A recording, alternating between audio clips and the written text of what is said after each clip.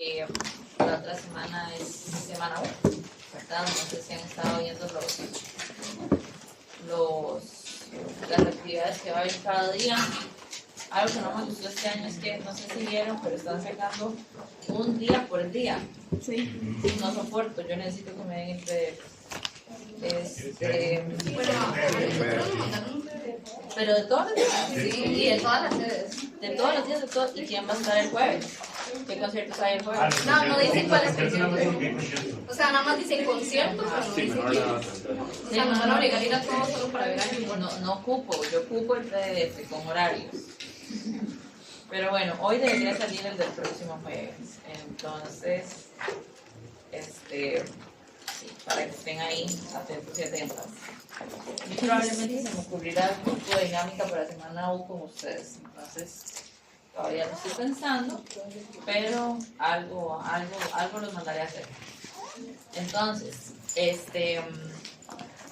antes de, dicho eso, lo que vamos a hacer hoy va a ser terminar este tema de 3A. Luego de eso, al grupo de la mañana terminamos más temprano, entonces les di el chance de que siguiéramos viendo materia o que saliéramos temprano. Por algún motivo ellos decidieron salir temprano, entonces a ustedes les va a tocar lo mismo para poder llevar los dos grupos al mismo tema. Entonces hoy vamos a hacer eso y el lunes lo que vamos a hacer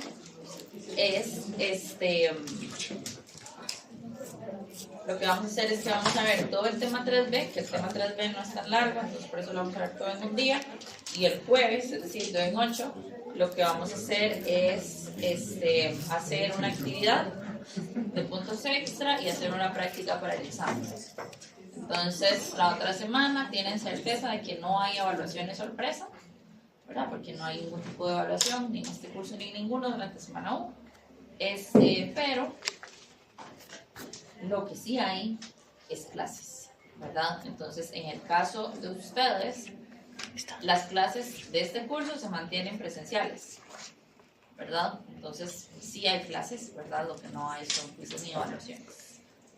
Entonces, no quiero que me manden correos enviando diciendo, ¿por qué no cancelan la clase? No vamos a cancelar la clase.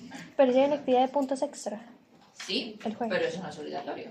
Entonces, en este caso todo bien.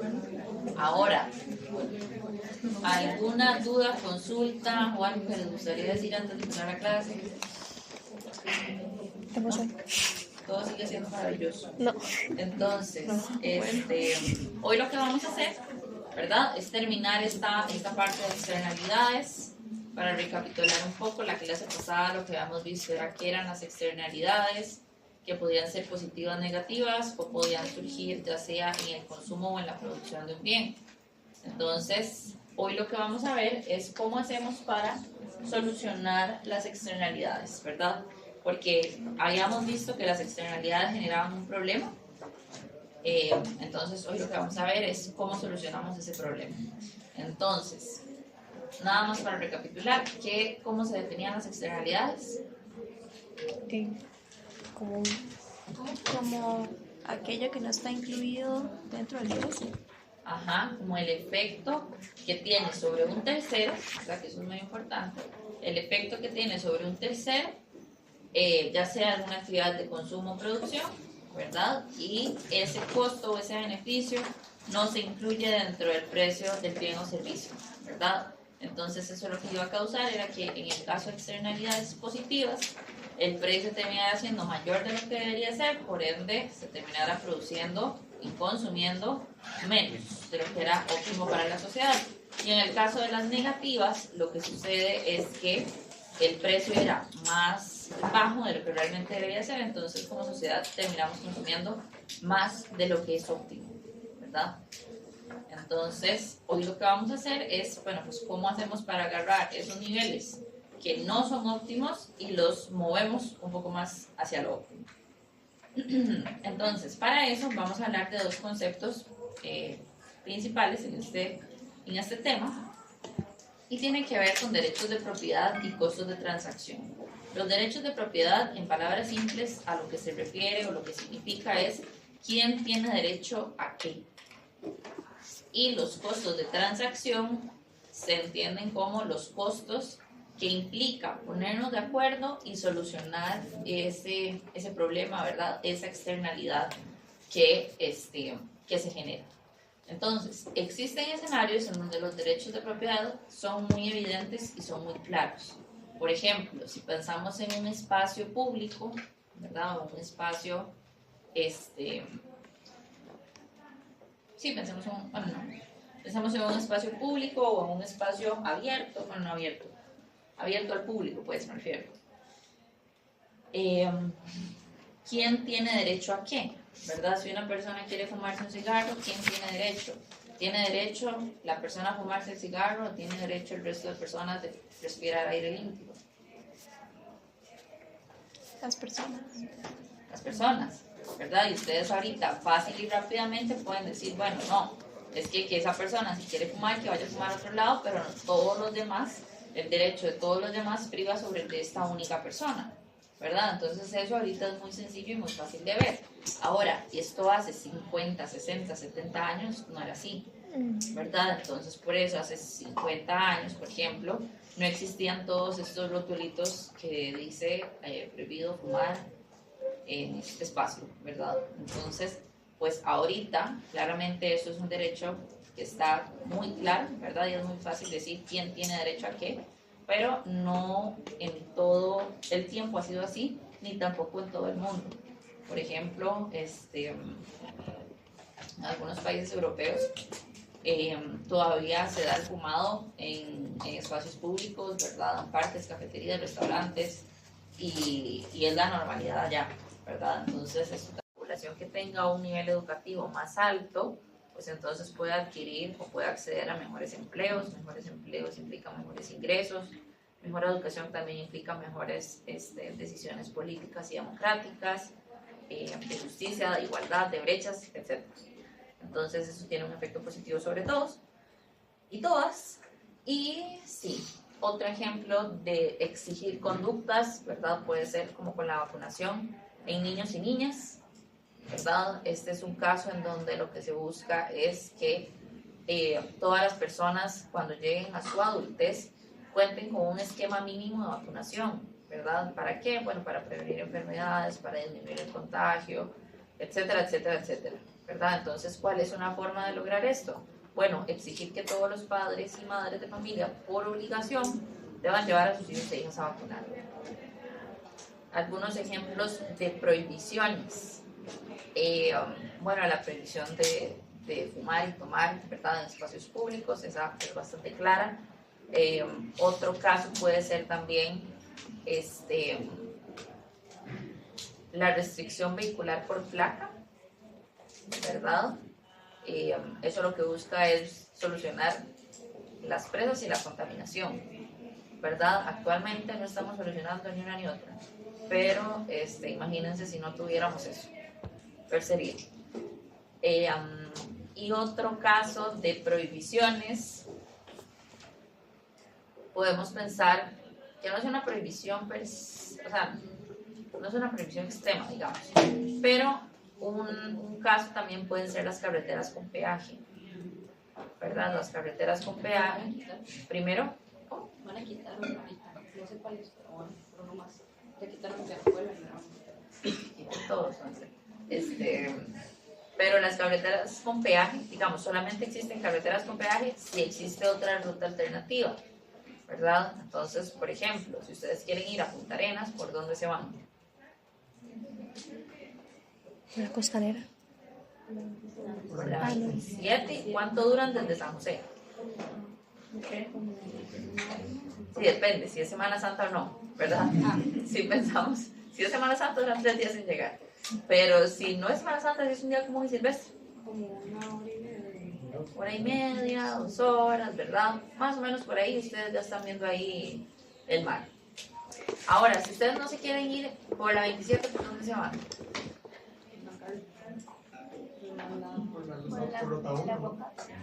Por el aguacate, ¿verdad? ¿Han viajado por el aguacate? Sí, ¿verdad? Es más o menos como así y así. Entonces es una cosa como más o menos algo así, ¿verdad? ¿Y cuánto dura?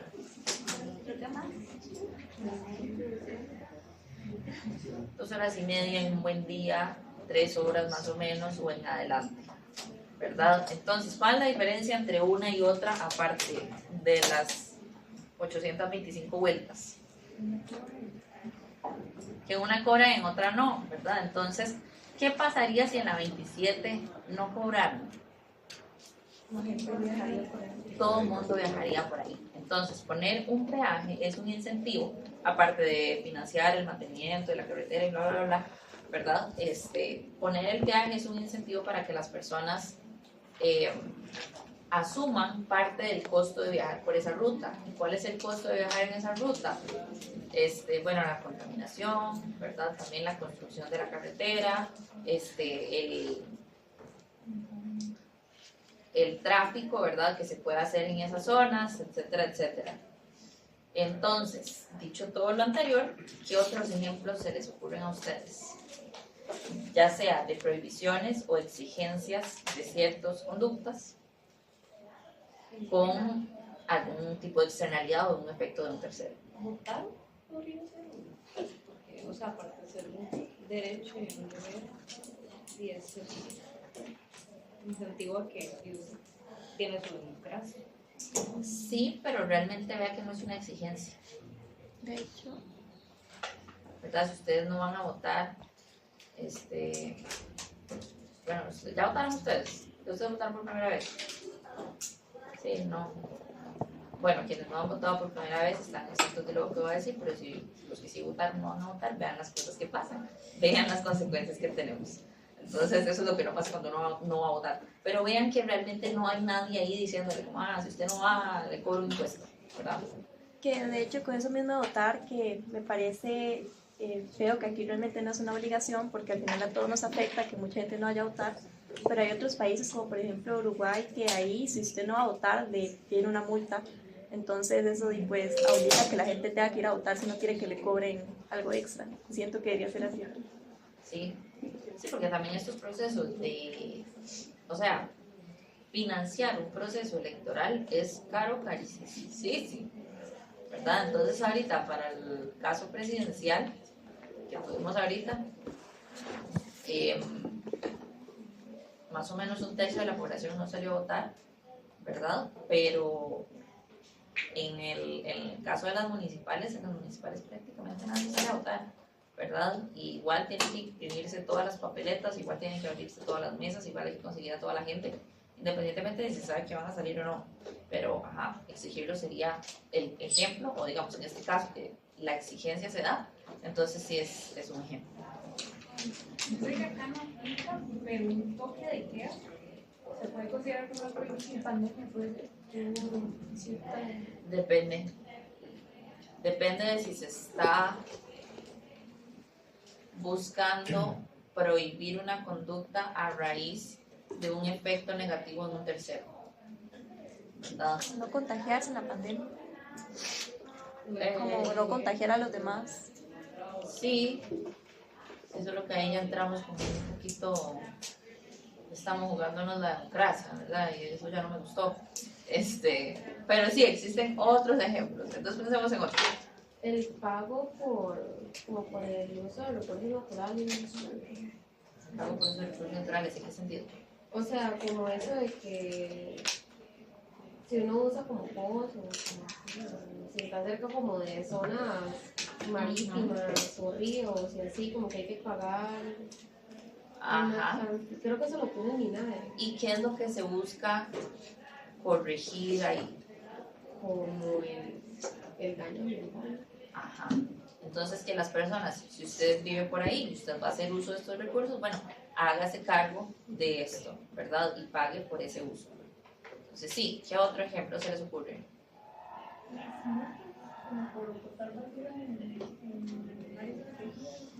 Ajá. El pago de la pensión alimenticia.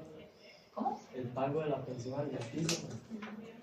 No realmente, porque vea que eso es hacerse responsable de, valga la redundancia, sus responsabilidades. Ahí no se busca el beneficio o el costo de algún tercero. Entonces esa no. ¿Qué otro? El seguro social. ¿sí? ¿Verdad? Vean que en este caso particular, en Costa Rica lo que tenemos es un sistema solidario, ¿verdad? Entonces, cuando ustedes empiecen a trabajar, ustedes van a decir, oh por Dios, qué montón de plata me están rebajando de la caja, yo nunca voy a la caja, nunca me hago ni siquiera un examen de sangre y estoy pagando un montón de plata en esto, ¿verdad? Pero que no les pase como la muchacha de los 90,000, ¿verdad? Acuérdense que esto es un sistema solidario, entonces tal vez ustedes ahorita, que dicha, me alegro mucho, que gozan de muy buena salud y lo que les da es que les da gripe muy de vez en cuando, ¿verdad? Y dolor de panza porque comieron demasiado, pero no tienen nada grave, salud. Pero en el futuro, cuando ustedes vayan a requerir ese servicio, pues ese servicio va a estar ahí, ¿verdad? Entonces, sí. ¿Qué otro caso se les ocurre? También no puede ser lo de, bueno, en otros países, no sé si aquí, pero en otros países que si uno devuelve como las botellas de plástico, de vidrio, así, le dan como, bueno, como que le devuelven una parte del precio que usted pagó. ¿Sí? Bien, ¿qué otra?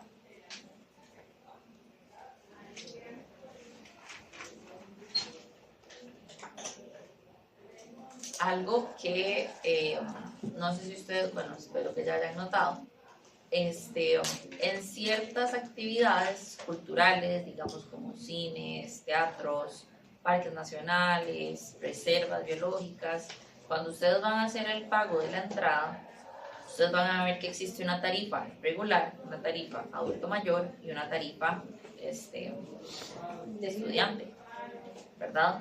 Vean, bueno, en ese caso funciona más como un subsidio, ¿verdad? Que lo vamos a ver en un ratito, pero vean que en eso lo que está tratando de hacer es hacer el precio más barato para aquellas poblaciones que normalmente no asistirían o no pueden asistir a estas actividades, ¿verdad? Entonces ese es un ejemplo también.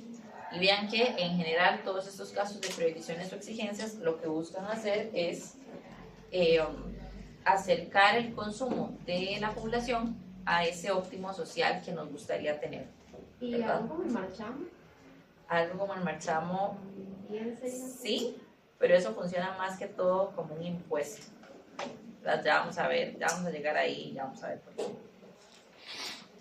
Entonces, en muchas ocasiones sucede que las regulaciones son complejas y rígidas en el sentido de que, por ejemplo, puede ser que algo que empiece a funcionar de muy buena forma en este momento no necesariamente siga funcionando así, ¿verdad? Por ejemplo, si recuerdan lo que habíamos hablado del caso de la restricción vehicular en México, ¿verdad? Eso tenía la mejor intención del mundo, eso era maravilloso en el papel, pero en la práctica lo que terminó sucediendo fue otra cosa, ¿verdad? Entonces puede ser que las regulaciones y las políticas que creemos eventualmente dejen de funcionar, ¿verdad? O por otro lado, puede ser que su aplicación o desde su aprobación sean complicadas, ¿verdad? Para el caso de Costa Rica, las cosas se aprueban ¿en dónde?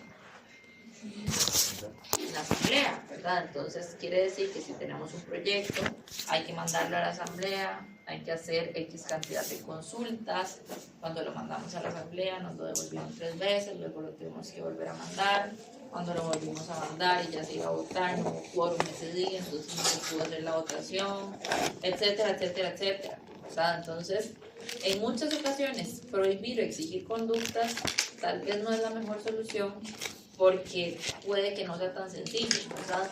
Y por otro lado, tenemos que pensar y resolver también cómo vamos a velar por el cumplimiento de esas regulaciones, ¿verdad? Entonces, por allá de 1870, no, como 1900 y pico, Arthur Pigou, que es un economista, él lo que propuso fue lo siguiente, y él lo que dijo, bueno, si el problema que tenemos con las externalidades es que los precios son mentirosos, pues entonces corrijamos los precios, hagámoslos ya sea más altos o más bajos, dependiendo de si es una externalidad negativa o positiva, y de esa forma entonces incentivemos a que la gente tome una decisión que nos lleve de forma más cercana al óptimo, ¿verdad? Entonces así fue como él lo que hace o lo que propone, ¿verdad?, es utilizar impuestos o subsidios piguvianos con el objetivo de que cada persona al tomar sus decisiones individualmente asuma ya sea ese costo o ese beneficio de consumir el bien. Entonces, en el caso de las externalidades negativas, lo que procede, ¿verdad?, es aplicar un impuesto, que este impuesto decimos que es un impuesto piguviano, ¿verdad?, en honor a la persona que lo propone. Y algo muy importante acerca de este impuesto en comparación con los que hemos visto hasta el momento es que este es un impuesto no distorsionador. Entonces, si ustedes recuerdan lo que veíamos al inicio del curso, cuando se establecía un impuesto en un mercado perfectamente competitivo, se generaba como un triangulito, ¿se acuerdan? ¿Y ese cómo se llamaba? Pérdida de... Pérdida de Pérdida de bienestar, exacto. Entonces, todos y todas llegamos a la respuesta, ¿verdad? Pérdida de bienestar, costo en bienestar, pérdida de eficiencia, todos esos es la misma cosa. Y a lo que se refería ese triangulillo, ¿verdad?, es a todas las unidades que dejaron de ser consumidas porque ahora el precio es muy alto y entonces ya la gente no las compra, entonces es una pérdida que tuvo el mercado. En el caso, ¿cómo? Sucedía también con monopolios, por otras razones, pero también sucedía. Entonces, en este caso, ¿verdad?, los impuestos piguvianos tienen la particularidad de que no son distorsionadores, ¿verdad? Más bien, establecer un impuesto piguviano en un mercado cuando hay una externalidad negativa es positivo para todos y todas, porque lo que hace es aumentar ese precio que debería ser más alto, ¿verdad? Entonces, lo que hace es acercarnos al óptimo social y hacer que la sociedad consuma menos de este bien que nos genera algo negativo, ¿verdad? Entonces, algunos ejemplos de esto, ¿verdad? Bueno, el impuesto a la contaminación, que es el que viene ahí, el impuesto a bebidas alcohólicas, el impuesto a cigarrillos, bueno, algunos de los impuestos de combustibles, y digo algunos porque Costa Rica es un caso bellísimo, ¿verdad? Entonces, tiene muchísimos impuestos, pero no todos son con este objetivo, ¿verdad? Pero parte de los impuestos que tienen los combustibles es para esto. El peaje que se paga en las carreteras, ese es otro ejemplo. Y sí, ¿qué otro se les ocurre a ustedes?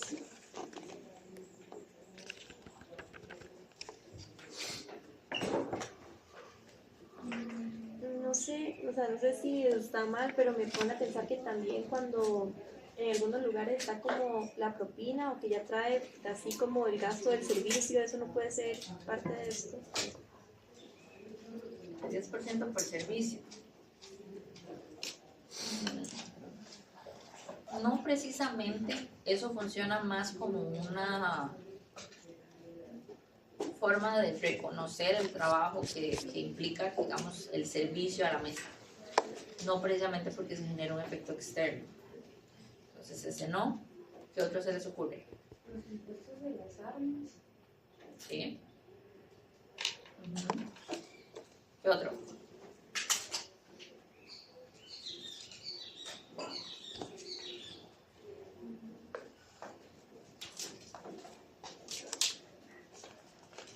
¿Qué otro se les ocurre?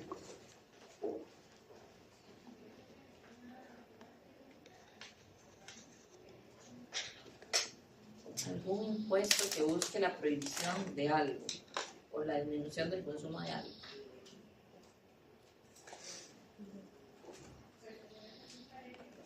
Ahora uno del alcohol. No hay ninguno del alcohol. Puede ser ese. ¿Sí? ¿Qué otro? La importación de vehículos. ¿El de qué? Importación de vehículos. Ajá. El caso de los vehículos es un escenario, ¿verdad? Bueno, en todos los países hay un impuesto a la importación de vehículos. En algunos casos ese impuesto es más alto que en otros. Por ejemplo, en ciudades grandes, pensemos en Nueva York, tal vez, tener vehículos es sumamente caro. O sea, es caro, recaro. No solo porque usted tiene que mantener el carro, echarle gasolina y ponerlo a funcionar, ¿verdad? Sino porque el Estado, debido a que el transporte público es tan ineficiente, ¿verdad? Y a que la ciudad tampoco está hecha para esa cantidad de personas que viven en Nueva York específicamente, tener un carro es un lujo, ¿verdad? En el sentido de que usted para moverse no necesita un carro, usted puede agarrar metro, bus y tren y tram y todo lo que hay, ¿verdad? Entonces, tener un carro es visto como un lujo, por ende, ahí te cobran hasta un impuesto mensual por poder andar en carro, ¿verdad? Entonces es como un marchamo, entonces usted no paga ese impuesto mensual y usted no puede andar el carro, ¿verdad? Eso lo que incentiva o lo que busca, ¿verdad? Es que las personas se hagan responsables de el tráfico vehicular que generan en la ciudad, ¿verdad? Y esto me lleva al caso también del marchamo, ¿verdad? Que se paga aquí. Ese también es un ejemplo. ¿Se les ocurre algún otro? No puede ser también como, y sí es que también es importación, pero cuando uno compra como alguna página web o algo así, y sale súper caro porque tiene un montón de impuestos de envío y todo eso, no cuenta. Depende de cuál rubro específico. Si pensamos como en el de envío, no necesariamente, porque ahí usted está pagando el costo de que monten eso en lo que sea que Sí, lo vayan pero a montar. como la parte de impuestos como de aduanas y todo eso, no cuenta eso. No necesariamente porque ahí es como el costo administrativo, ¿verdad? Que tiene como traer y procesar y meter todo eso al país. Digamos, si el envío contamina y cobra un impuesto por eso. Y cuando como que la gente trae animales de otros países, como que siempre cobran un montón de cosas como traerse o llevarse. Animales. O animales de compañía. Sí, o sea, sí. No precisamente. O sea, estoy pensando que, no sé, usted va a viajar con su perrito, ¿verdad? No estoy pensando en tráfico de animales, por si acaso. ¿Verdad? Pero si estamos pensando en eso, digamos que ese dinero equivale a lo que implica tanto administrativamente como en logística trasladarlo, ¿verdad? Entonces en ese caso no. Ahora, veamos el caso de los subsidios. El caso de los subsidios es interesante porque hasta el momento no, de hecho en este curso no se viene a fondo, pero los subsidios funcionan más o menos como un impuesto al revés. Entonces eso quiere decir que si los impuestos hacen las cosas más caras, los subsidios hacen las cosas más baratas. Entonces que exista un subsidio a algún tipo de actividad, lo que esto significa es que esta actividad la vamos a hacer que sea más barata, ¿verdad? O si estamos subsidiando la producción de un bien, queremos que este bien sea más barato para que más personas lo consuman, ¿verdad? Entonces aquí lo que queremos hacer, ¿verdad? Es lograr que las personas aumenten el consumo de aquellos bienes o servicios que tengan un efecto positivo sobre los demás. Entonces, ¿cuál es un ejemplo de ello? Bueno, el ejemplo, dos de los ejemplos tal vez más representativos en nuestro caso puede ser la salud pública, ¿verdad? Con la caja, de cómo el Estado subsidia gran parte de todo lo que es salud, ¿verdad? Y por otro lado, otra cosa que es gran parte subsidiado, ¿verdad? Es la educación, ¿verdad? La educación pública. Y lo que se busca pues es justamente que la gente se eduque más. Si ustedes quieren ponerle un valor, ¿verdad? Sí, más o menos a cuánto es el subsidio para cada uno de ustedes, imagínense o calculen cuánto pagan ustedes aquí de forma anual en la universidad, suponiendo que llevan 12 créditos por semestre y que matriculan un cursillo ahí en verano, ¿verdad? Ya habíamos dicho que eso no es más o menos $500,000. ¿Y cuánto pagarían ustedes por mes si estuvieran estudiando exactamente lo mismo en una universidad privada? Creo que un día salió un estudio que, de hecho, no sé quién lo subió, pero, o sea, basaba en la UCR y decía como que si la UCR fuera paga al año, serían, bueno, no sé si era el año de la carrera, pero eran como 32 millones de colones, creo que es la carrera. Las Más o carreras menos. generales, como de 5 a 6 años, serían como 32 millones de colones, tomando en cuenta el dure.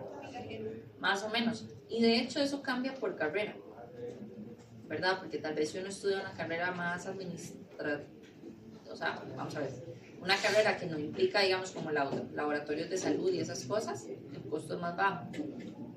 Yo les puedo compartir que, digamos, a la universidad, cada estudiante de economía le cuesta más o menos unos 4 o 5 millones por semestre, considerando docentes, edificios y todo lo que se requiere, ¿verdad? Para que un estudiante pueda venir, es más o menos eso, ¿verdad? Perdón, por semestre, no por año. Entonces, pues hagan el cálculo ustedes, ¿verdad? Ahora, ¿qué pasará, digamos, por ejemplo, con la gente que estudia medicina, ¿verdad? O microbiología, ¿verdad? Que son carreras más especializadas y que se requieren otro tipo de materiales, ¿verdad?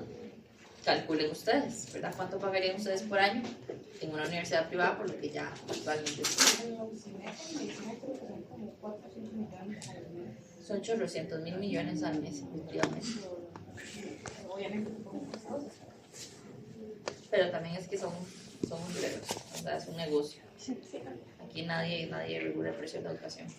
Que no me carga la publicación, pero justo ayer vi una que subieron de alguna página de cuánto, o sea, cuánto le cuesta a la caja cada procedimiento y cuánto le costaría a uno pagar eso en una privada. Y había como, no sé, un procedimiento de tal vez $500,000, que es como caro, pero en una privada eran como 5 millones, y así, entonces... ¿Sí? Es realmente significativo, ¿verdad? Otro ejemplo de subsidio que está muy presente, muy reciente, digamos, es todo eso que está pasando con Open English. ¿Vieron ustedes qué está pasando? Ok, vamos a comentar eso, vamos a comentar qué está pasando, porque lo podemos analizar justamente desde el punto de vista económico. Entonces lo vamos a hacer. Yo considero que esta medida de Open English es en intención bellísima, ¿verdad? ¿Cuál es la intención? Bueno, que la gente hable inglés, que la gente pueda aprender de forma gratuita, ¿verdad? Y que lo pueda hacer, no importa si vive aquí en la GAM o si vive allá en Talamanca, igual la persona lo puede hacer. Entonces, la intención es bellísima. ¿Qué problemas identifican ustedes? O bueno, identifican algún problema. Creo que, por ejemplo, se pudieron haber usado esos millones, se nos saldría más barato, en quizás invertir más cupos o grupos para cursos de Lina. Porque, digamos, el inglés de Lina, siento que es un buen inglés, o sea, enseñan bien. Muy bueno. Y, digamos, o sea, la gente sí a veces sí, no puede por el trabajo y por horas sí, pero ellos también dan cursos virtuales y todos gratis, o sea, creo que es como a principio de año que abren cupos, digamos, como que lo suben y usted se matricula y tal, y o sea, todo está bien, entonces siento que y por ahí es como darle ese recurso a personas de acá y no a una plataforma que no tiene tan buenas reseñas y tras de eso tantos millones, porque o sea, generar más cupos y grupos genera también trabajo. Entonces, tío, o sea, le está dando trabajo a una plataforma que, o sea, no. ¿Qué pasó? Y en esa misma línea, ¿verdad? Sí, puede ser que tal vez el INA ahorita no tenga muchos grupos en horarios amigables para la gente que trabaja. Estoy seguro ustedes que si el INA tiene más presupuesto y busca profesores que impartan clases en esas horas, les aseguro que va a aparecer gente.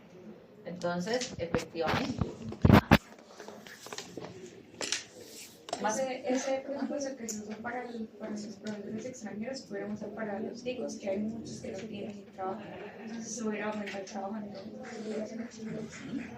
O sea, yo me acuerdo que hace un tiempo hubo una polémica muy grande con esta empresa porque recibieron una demanda por fraude dentro de los cursos y tras de todo salió en quiebra. Entonces, o sea, yo no entiendo cómo mágicamente ahora es parte como, o sea, es una iniciativa del gobierno contratar una empresa que tenía demandas de fraude por los cursos que recibían y que salió en quiebra. O sea, ya no está en quiebra, claro.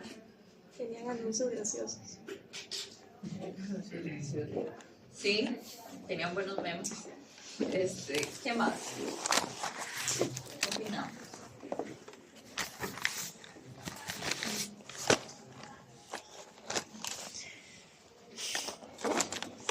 Si ustedes ven, o sea, a mí me choca mucho esto, digamos, porque el aumento del PES propuesto por el gobierno para este año, ¿de cuánto es?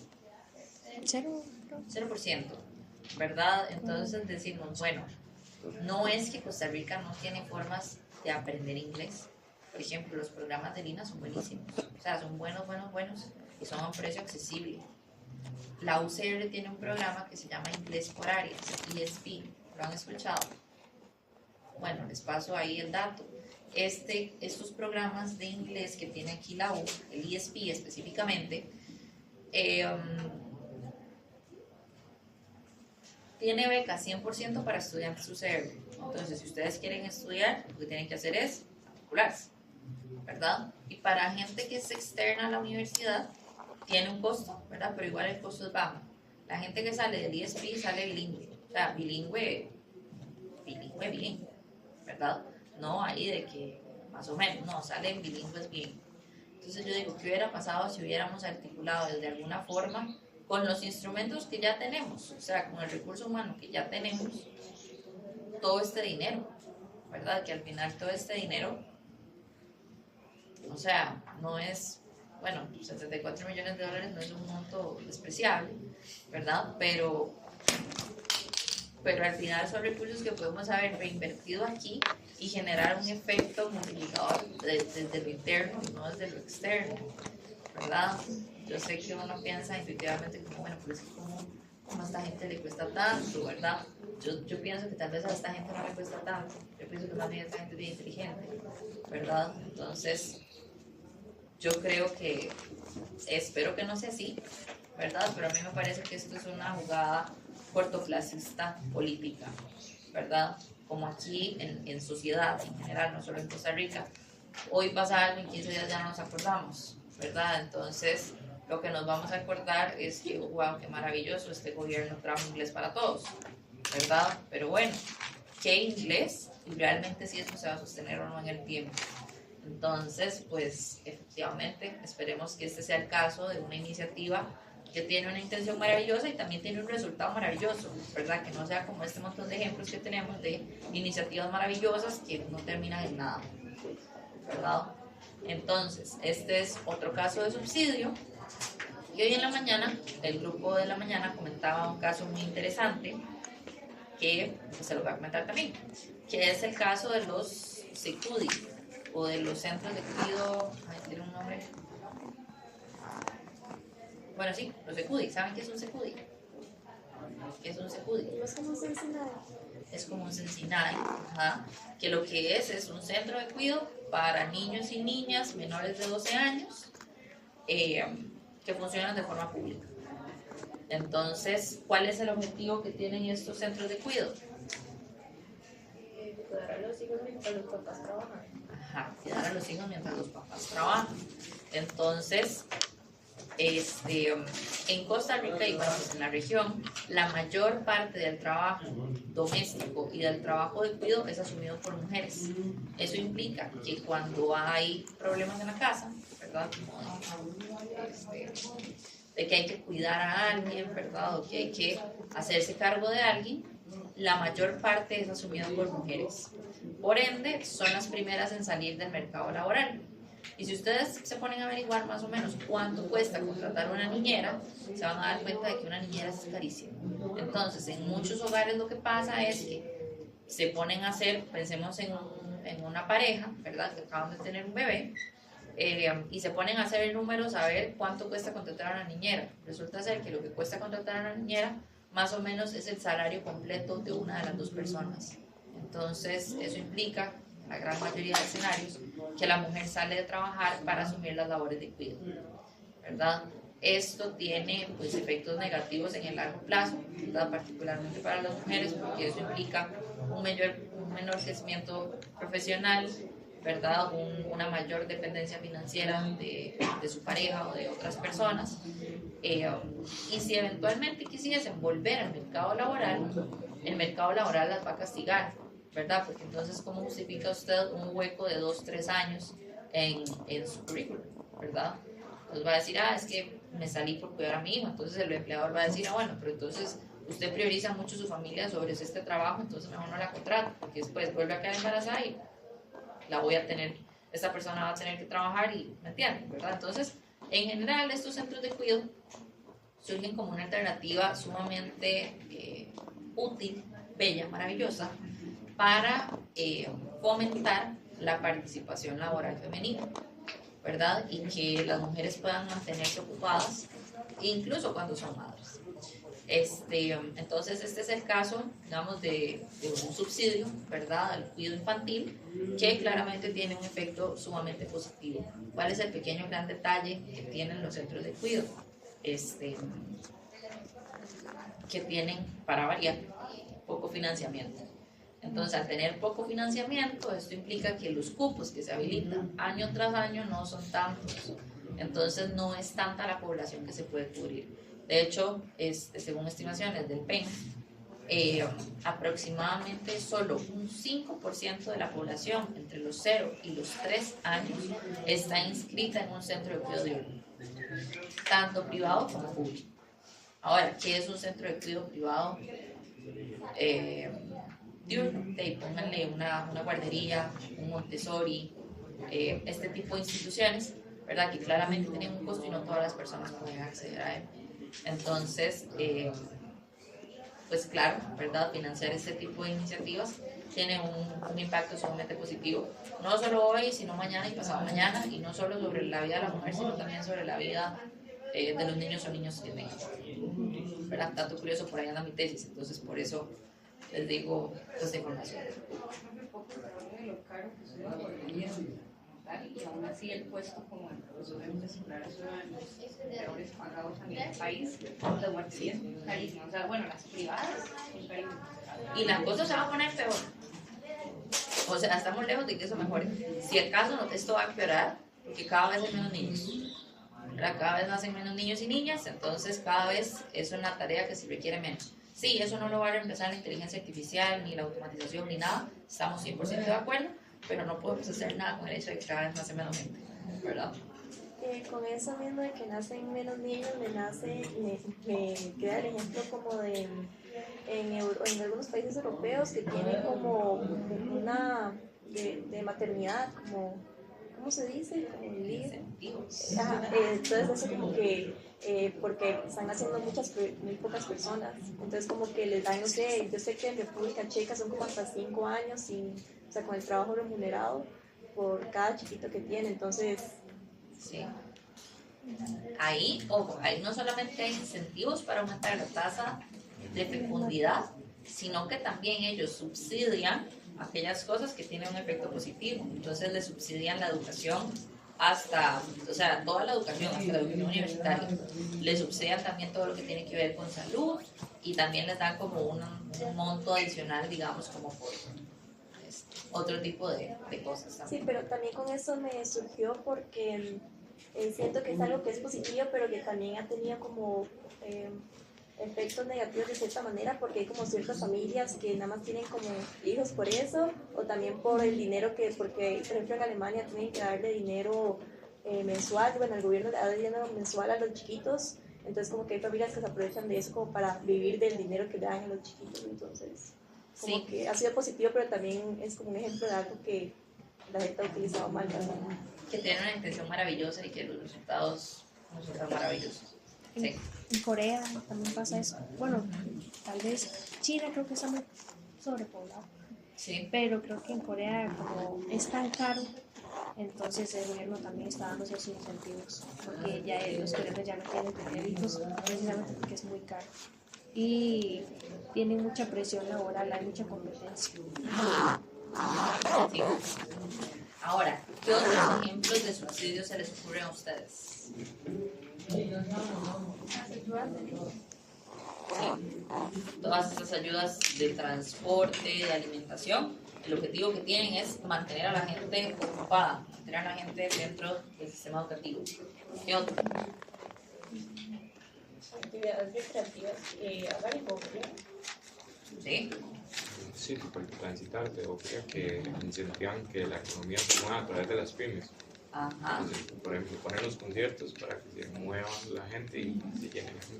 Sí, y que la gente se ocupe en algo bonito, ¿verdad? De hecho, todo este tipo de programas que este gobierno ha recortado, como todo lo que tenga que ver con cultura, ¿verdad?, recreación, deportes, que se generan en las comunidades, ¿verdad? Pues el objetivo que tienen principalmente es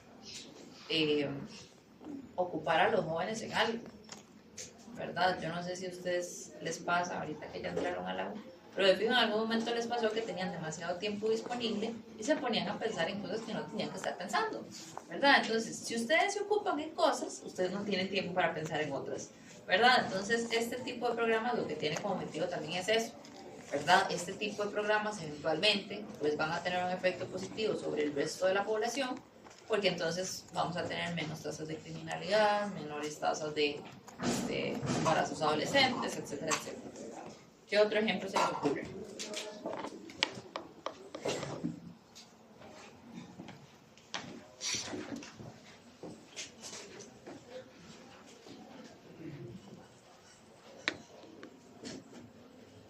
Bueno, el caso que les mencionaba, ¿verdad? De las tarifas estudiantiles y las tarifas de adulto mayor. Eso funciona también como un subsidio, ¿verdad? Para que ustedes puedan acceder a las cosas a un precio más bajo, ¿verdad? Y que aún siendo estudiantes puedan participar de este tipo de actividades. Entonces, un consejo, que no sé si ya lo están haciendo, si ya lo están haciendo maravilloso, si no empiezan a hacer. Siempre que ustedes salgan, anden con el carnet de la U. Porque el carnet de la U les da descuentos en todo lado, bueno, en todo lado, en muchos lugares. Entonces, ¿no les han tomado la foto del carnet? No tienen carnet. Yo desde el 2023 no tengo y he sobrevivido. Con mediación, muestra mediación, te dan las cosas. Oh, no, hay que irnos a amarrar todos allá. Que no tienen carnet. Ya. Oigan, qué impresión. Yo me acuerdo cuando entré a la U, como a la semana tenía carnet. Bueno, en el programa viene que la segunda semana de mayo es para tomar las fotos y quién sabe qué está el control. El año pasado la foto de Bueno, arréglense ese día, peínense un poquito y vayan a tomar la foto porque es el carnet que les va a seguir durante toda la U, ¿verdad? O sea, no es como que cada año hay un carnet. Vean lo que han costado que les den el primero. Ahora imagínense que les den otro, ¿verdad? Entonces, mantengan ese carnet. ¿Qué otro ejemplo se les ocurre? No es un ejemplo de eso, pero yo tenía una pregunta sobre eso mismo de las tarifas, que sería como lo contrario, pero por ejemplo con las tarifas de extranjero, que más bien son mucho más caras. ¿Y por qué se busca con eso exactamente? Porque no es lo mismo un extranjero que un nacional en el sentido de la capacidad de pago, ¿verdad? Particularmente en Costa Rica es un país realmente caro. Entonces, si ustedes ven de dónde vienen los turistas en Costa Rica, ¿de dónde vienen? Estados Unidos. Europa, Estados Unidos. Bueno, pero ¿y los inmigrantes? Eso es un tema distinto. Ya vamos a ver por qué.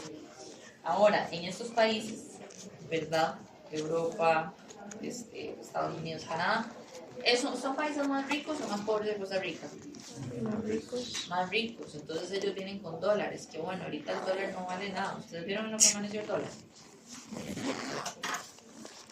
Puede estar como en 400 dólares. ¿O no? No sé cuántos son. Vean, cierren los ojos, porque es el examen. Tipo de cambio, Banco Central. Ahí es el internet de la U. Sí. Bueno, yo revisé hoy en la mañana y tengo el dato del Banco Central. Hoy el dólar está en ventanilla del Banco Central. La compra en 455 y la venta en 460. Es decir, en aproximadamente 2 semanas vamos a tener que desenterrar el dólar con palas porque está demasiado bajo, ¿verdad? Entonces, cuando ahorita ya el dólar, pues los dólares ya no valen tanto, ¿verdad? Pero históricamente son países que sí tienen muchísima capacidad adquisitiva. Entonces se les hace un cobro diferenciado porque en esencia son como clientes diferentes, entonces son mercados diferentes. Entonces sí tienen, por eso es que tienen costo diferenciado. ¿A quién le sirve que el dólar esté más bajo? Es una excelente pregunta, ¿Les sirve que el dólar esté bajo a aquellas personas que tienen gastos en dólares? Aquellas personas que tienen préstamos en dólares, que pagan el alquiler en dólares, que pagan la cuota del carro en dólares. que gastan en dólares. ¿Por qué? Porque ocupan menos colores para poder hacer esos pagos en dólares. Perjudica a todas aquellas personas que tienen un ingreso en dólares. Entonces la gente que gana en dólares, la gente como Silvestre, ¿verdad? Que tiene un empleo y le pagan en dólares, la gente está terrible, trepándose por las paredes, ¿verdad? Pero lo más grave de esto, que muchas veces en esta discusión se pierde de vista, es el sector exportador en Costa Rica. El sector exportador en Costa Rica, ¿qué se exporta en Costa Rica? Café, banano, Café, banano, piña. Yucaos. Los artículos médicos. Dispositivos médicos, servicios, yuquitas, ok. Tarea, busquen qué se exporta que se exporta en Costa Rica, busquen qué se exporta. Piña rosada y un montón de cosas. Todos los ingresos de este tipo de actividades son en dólares. Entonces, ¿cuál es el problema de esto? Pues que claramente es muchísimo dinero. Muchísimo dinero. De hecho, en el tema 7 les voy a dejar un videito para que se lo vean, que no se los voy a mandar todavía, porque es para el tema 7, pero es un videito que habla justo precisamente de eso, ¿verdad? Entonces, ellos lo que dicen en este video es que el sector productor, como digamos, piña, café y el sector agrícola en general, de las zonas alejadas, ¿verdad? Pensemos tal vez San Carlos, por ejemplo, la mayor cantidad de gente que ellos contratan, es gente de la zona. Entonces, cuando despiden a estas personas no tienen otro tipo de ocupación más que esa. Entonces, claro, cuando el dólar está en el piso, ellos tienen los mismos gastos en colores, pero tienen cada vez menos dinero, menos ingresos por el diferencial cambiario. Lo vamos a ver en el tema 7, pero que dicha que están preocupados por el tipo de cambio, y si no están preocupados, preocúpense. Entonces sí, por ahí anda más o menos el tema con el tipo de cambio. Ahora, ¿algún otro ejemplo de subsidio que se les ocurra?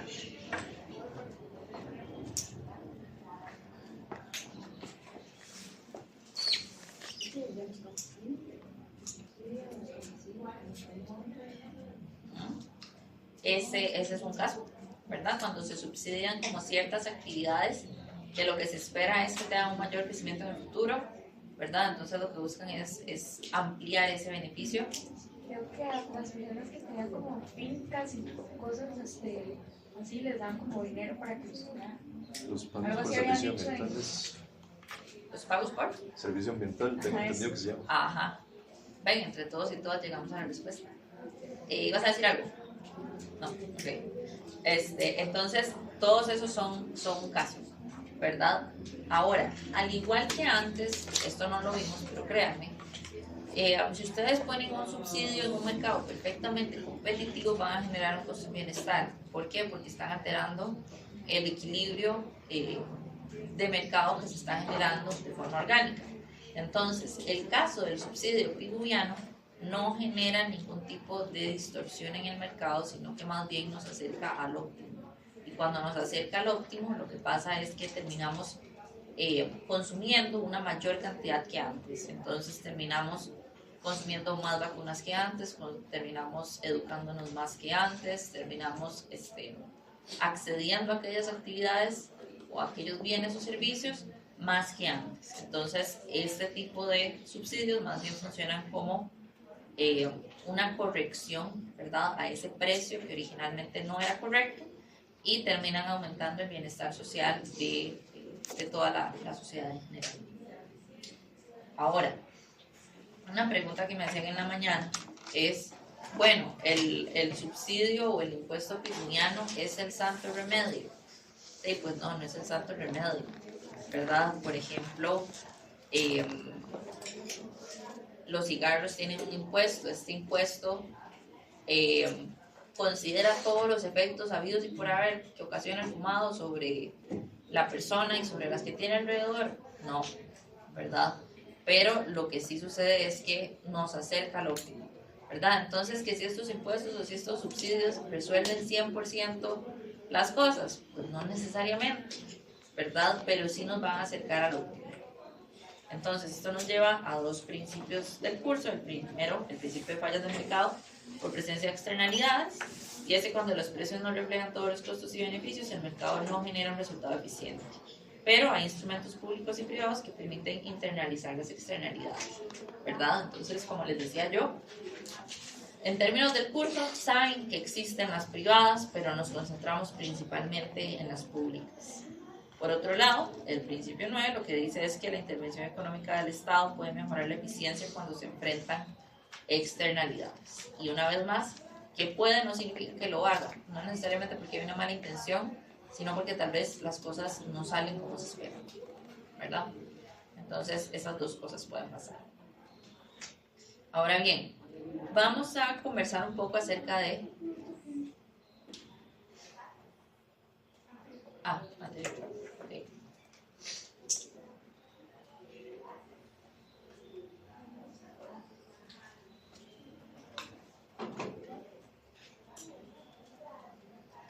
¿Lista? Ok. Yo no tengo problema en devolverme y así, ¿verdad? Pero recuerden que todas esas presentaciones ustedes hacían en mediación virtual. Entonces, que no se les caiga el mundo si algún día no lograron copiar con puntos y comas todo lo que decía, ¿verdad? Sepan que ustedes tienen esa información también. Entonces, con respecto a la economía de la contaminación, esto, bueno, es un tema que es muy interesante y que hemos tratado de resolver durante muchísimo tiempo, pero que pues, nos ha costado tanto y nos sigue costando tanto que ya tenemos una rama de la economía que se concentra en eso. Imagínense ustedes. Y es por lo siguiente, la contaminación en general se considera un mal. En la economía hay bienes, que los bienes aumentan nuestra felicidad, ¿verdad? Y están los males, que los males nos perjudican. Entonces, la contaminación es un mal en el sentido de que pues, no hace nuestra vida mejor, ¿verdad? Lejos de eso, la hace peor siempre. Entonces, otro aspecto que tiene la contaminación es que es muy difícil medir el impacto de esa contaminación. Por ejemplo, si ustedes van y se compran una botella de refresco, de plástica, ¿verdad? Y ustedes ya se terminan el refresco, botan la botella, esa botella va a seguir en la tierra incluso después que ustedes se mueran, ¿verdad? Entonces, pues imagínense lo que eso implica en términos de toda la vida de una sola persona, ¿verdad? Esto implica que los efectos temporales de la contaminación no se pueden observar muchas veces, ¿verdad? Porque lo que hacemos hoy termina teniendo impacto en el futuro. Y por otro lado, existe un factor territorial, ¿verdad? Y espacial de la contaminación. Entonces, por ejemplo, aquí podemos ser un país súper eco-friendly, ambientales, verdes y todo lo que ustedes quieran, pero que si los países productores de petróleo se les ocurre acabar con nosotros en términos de contaminación, lo pueden hacer, ¿verdad? Entonces, existen dos puntos, ¿verdad? En esto de la contaminación, ¿verdad? Que tiene que ver con esto de la temporalidad y de la localización, que hacen que en general podamos ver estos efectos de la contaminación, o bueno, no podamos medirlos porque se extienden en el tiempo y en el espacio. Entonces, esto ha llevado a que exista un debate acerca de la cantidad óptima de contaminación. Entonces, pregunto yo a ustedes, ¿cuál es la cantidad óptima de contaminación? Ok, si tenemos cero contaminación, entonces despídanse de la vida tal cual la conocen, ¿verdad? Porque la contaminación en sí es un producto de nuestros procesos productivos, no es algo que se produce y se vende en el mercado. Entonces, sí o sí, todo lo que vayamos a producir va a tener cierto nivel de contaminación. El detalle es si ese nivel de contaminación lo podemos compensar de alguna forma con los beneficios que obtenemos. Es decir, si el beneficio que obtenemos de la contaminación lo podemos comparar o contrastar, digamos, con este costo que nos impone. Entonces, ¿cuál es el beneficio de la contaminación? Pues, generar el bien o el servicio que estamos produciendo y que estamos consumiendo. ¿Cuál es el costo? Bueno, pues todos los efectos negativos que vemos hoy y de hoy en adelante, ¿verdad? Entonces, por eso es difícil medir esto de cuál es la cantidad óptima de contaminación. Entonces, en la buena y sana teoría, deberíamos producir contaminación hasta el punto en el que lo que contaminamos nos beneficie de la misma forma, ¿verdad? Pero por lo que les comento, esto es complicado. Entonces, se ha tratado de hacer diferentes medidas con el fin de disminuir la contaminación. Una de las primeras que comenzamos a trabajar como humanidad fueron los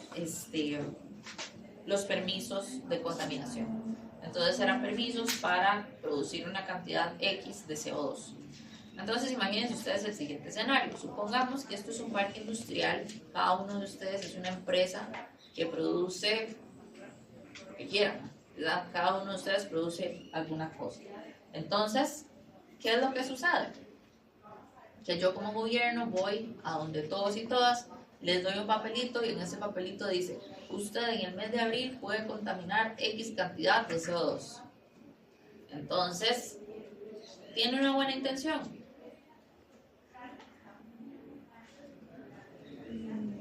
¿O no? Es como reducir o quitarle un límite. Sí, sí, ¿verdad? Le ponemos un límite a la contaminación que queremos y entonces si todos cumplimos ese límite, pues en la buena y en la teoría todos estamos mejor, ¿verdad? Entonces lo que pasaba con esos permisos de contaminación era que si usted contaminaba menos de eso, y pues nada, genial, felicidades. Si usted contaminaba justamente eso, ok, listo. Pero si usted contaminaba más que eso, le cobramos un impuesto. ¿Cuál es el detalle? ¿Cuál es el problema que surge aquí? Que no todas las empresas son iguales. Entonces hay empresas que son más obsoletas, con tecnologías viejas, con procesos más contaminantes, y otras empresas que son más modernas, más jóvenes, que tienen tecnologías más avanzadas, que contaminan menos. Entonces, ¿qué fue lo que terminó pasando aquí? Bueno, pues que las empresas obsoletas, ¿verdad?, las más contaminantes, fueron muy vivas y se fueron para donde las empresas más nuevas y le dijeron, vea, yo sé que usted ese permiso de contaminación pues ni lo va a usar porque realmente usted no contamina tanto. Entonces, ¿qué le parece si yo le compro a usted ese permiso? Sí, pues claro, maravilloso, le venden el permiso, ahora la empresa contaminante tiene 2 permisos, puede contaminar el doble y la otra empresa que desde antes no contaminaba tanto pues sigue su vida normal.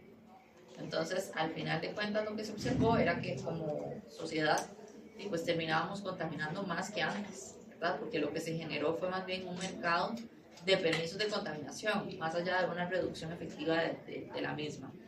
Entonces, por esta razón, los permisos de contaminación se dejaron de utilizar, luego se pasó, ¿verdad?, a impuestos por contaminación. Entonces, como un impuesto escalonado, de que si usted contamina X cantidad, le cobramos tal porcentaje. Si usted contamina esta otra cantidad, le cobramos este otro porcentaje. Y así sucesivamente. Y eventualmente las cosas fueron evolucionando hacia los subsidios por la no contaminación, ¿verdad? Entonces, es más bien, funciona esto como un incentivo para no hacer algo. Entonces, en este caso de los subsidios, ¿verdad?, lo que se ha, o lo que se hizo, bueno, se hace a veces, es subsidiar de alguna forma algunas tecnologías más limpias, ¿verdad? No sé si estuvieron viendo hace unos cuantos meses que el gobierno implementó como un programa para